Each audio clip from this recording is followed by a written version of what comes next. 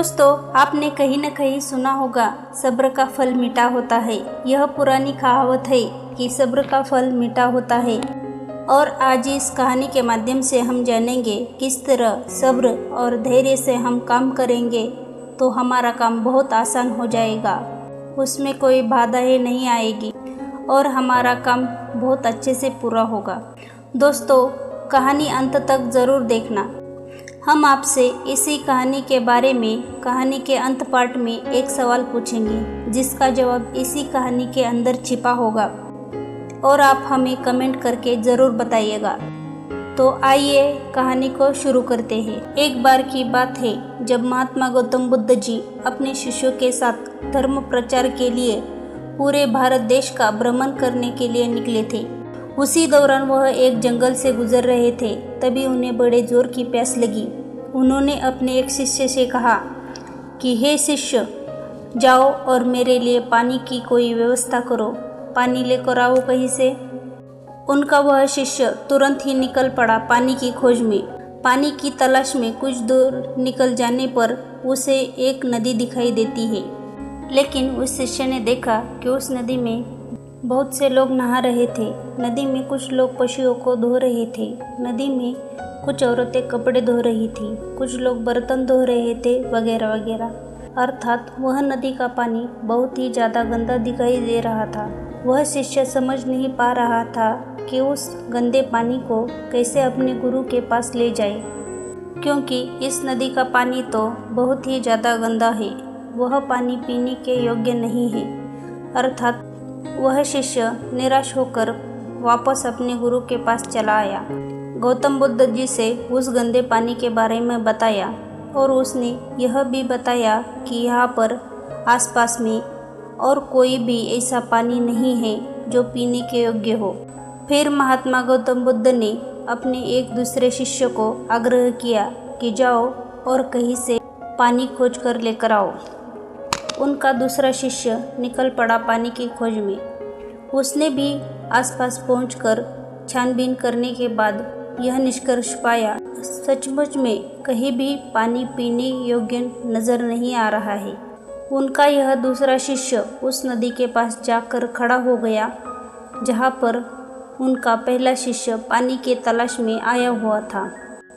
उसने भी सचमुच में वही नज़ारा देखा जो उसके पहले साथी शिष्य ने देखा था कि पानी वहाँ का सचमुच में बहुत ज़्यादा गंदा है। इधर महात्मा गौतम बुद्ध जी पानी का इंतज़ार कर रहे थे, तभी उन्हें यह दिखाई पड़ा कि उनका दूसरा शिष्य पानी लेकर आ रहा है। पास आने के बाद महात्मा गौतम बुद्ध जी ने उससे पूछा कि तुमने यह पानी कहाँ से लाया?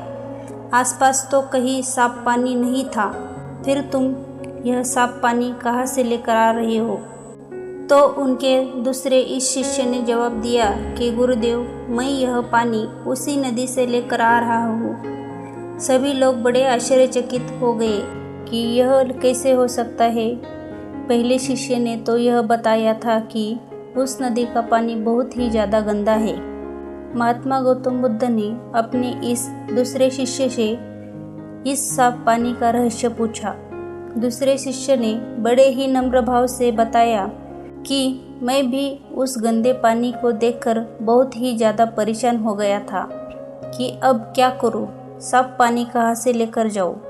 लेकिन तभी मेरे दिमाग में यह विचार आया कि क्यों न मैं इन सभी लोगों का यहाँ से जाने का इंतज़ार करूं। अर्थात जैसे ही वह लोग यहाँ से चले जाएंगे, नदी का पानी इस्तेमाल नहीं होगा तो धीरे धीरे शांत हो जाएगा और गंदे पानी के अंदर की सारी मिट्टी स्थिर होने के बाद नदी के ज़मीन के तल पर बैठ जाएगी और ऊपर का सारा पानी साफ हो जाएगा। और अंततः यही मैंने किया, उन लोगों का जाने का इंतज़ार किया और जैसे ही वह लोग चले गए, पानी धीरे धीरे स्थिर हो गया तथा उस पानी में घुली हुई सारी गंदगी नदी के तल जाकर बैठ गई, जिससे ऊपर का पानी साफ दिखने लगा, यानी पानी साफ हो गया। और मैं वही साफ पानी लेकर आपके पास आया हूँ गुरुदेव। महात्मा गौतम बुद्ध जी अपने दूसरे शिष्य की इस बात को सुनकर बड़े प्रसन्न हुए और उस पानी को पीकर अपनी प्यास बुझाई तथा साथ ही साथ बाकी के शिष्यों को यह संदेश भी दिया कि सब्र का फल मीठा होता है। अर्थात इसी तरह से अगर हम कोई भी कार्य करते हैं तो उस कार्य में तरह तरह की समस्या आएंगी, तरह तरह की परेशानी आएंगी, लेकिन हमें उन परेशानियों का सब्र के साथ सामना करना चाहिए। सब्र के साथ अगर हम परेशानियों और दुखों का सामना करेंगे तो अंततः हम उस परेशानी और दुख से ज़रूर उभर जाएंगे। दोस्तों, ऐसे ही हमारे जीवन में हम जब कोई भी कार्य करते हैं तो बहुत सारी परेशानियां आती है, बहुत सारे दुख आते हैं, लेकिन दोस्तों उन परेशानियों का, उन दुखों का डटकर हमें सामना करना चाहिए और सामना करते वक्त हमारे पास धैर्य की और सब्र की बहुत खास ज़रूरत पड़ेगी। तो दोस्तों, बिना डरे, बिना सहमे, सब्र करते हुए धैर्य के साथ परिश्रम करते रहे, अपना कर्म करते रहे तो एक न एक दिन आपको उसका अच्छा फल ज़रूर मिलेगा। तो यही है आज की कहानी। मैं आशा करती हूँ कि आपको यह कहानी पसंद आई होगी। दोस्तों, मैं प्रश्न पूछना चाहती हूँ कि दूसरा शिष्य महात्मा गौतम बुद्ध जी को साफ पानी कैसे पिला पाया?